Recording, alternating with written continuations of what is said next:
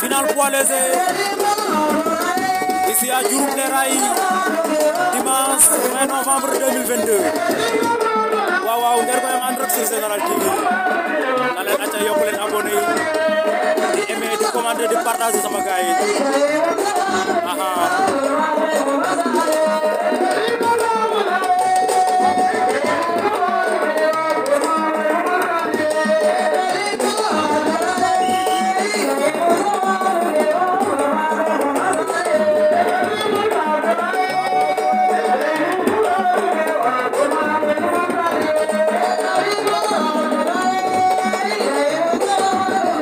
sam na ngeen bude ay mon dugal na ko naax da koy palaat kem da koy kot da koy file war ko ndomb wala lu ñëw waaw avantage pour mon da ko jaxabal mon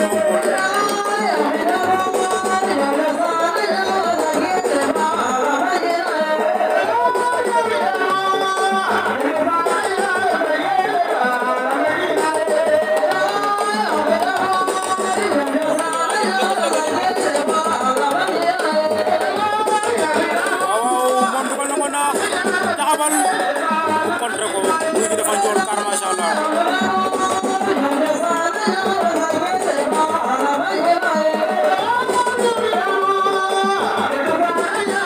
boo seetee ñoom ñaar nga xam ne mooy Gouy Gui Djilass moo ko sut njool kon moom bu ko jaxabale Gouy Gui mën na ko kontre wala mu dugg ko kontaan ko moom waaw loo ciy def nay assuré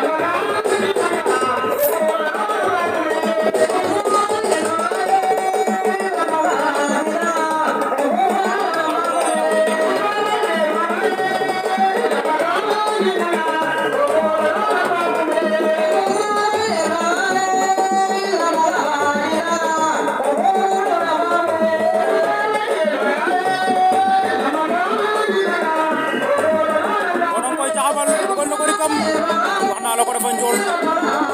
moom sa suuf jël na ko da koy daanam déet Mon Fatick daan na ko waaw waaw ndeysaan